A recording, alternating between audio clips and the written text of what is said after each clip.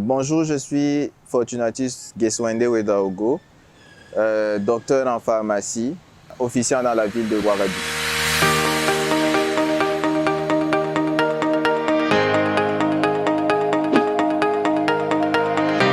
Comment choisir son université?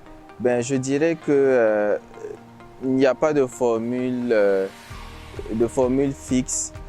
Mais les conseils que je peux donner, c'est d'essayer d'abord de se renseigner autour de soi pour savoir si on a un parent, un ami, une connaissance qui a déjà fait des études de pharmacie ou qui connaît quelqu'un qui en a fait, de se renseigner sur comment se déroulent les enseignements, est-ce que l'école est reconnue, si c'est une école privée, est-ce que l'école est en train de faire une procédure pour le CAMES pour assurer quand même l'après-diplôme et puis d'évaluer les moyens peut-être financiers qu'on a à sa disposition pour aussi orienter le choix de l'université.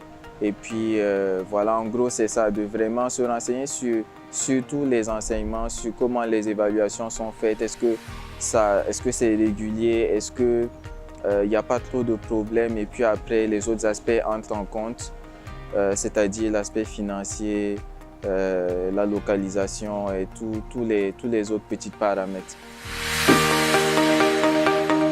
Alors je voudrais remercier le grand frère qui me donne l'opportunité de pouvoir partager ma petite expérience avec vous.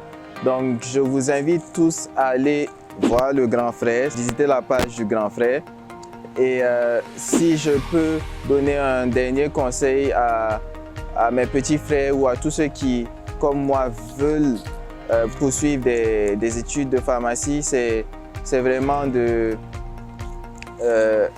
sûr déjà de ce que vous voulez faire après la pharmacie et d'être conscient aussi que la pharmacie ne se limite pas à l'officine comme on le voit le plus souvent dans nos pays africains.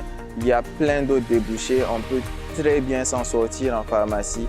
Donc que ça ne vous limite pas en fait de savoir qu'il y a de plus en plus de pharmacies, que c'est compliqué. Mais non, il y a vraiment un éventail de possibilités. Explorez-les, informez-vous du mieux que vous pouvez et voilà, que le Seigneur vous bénisse.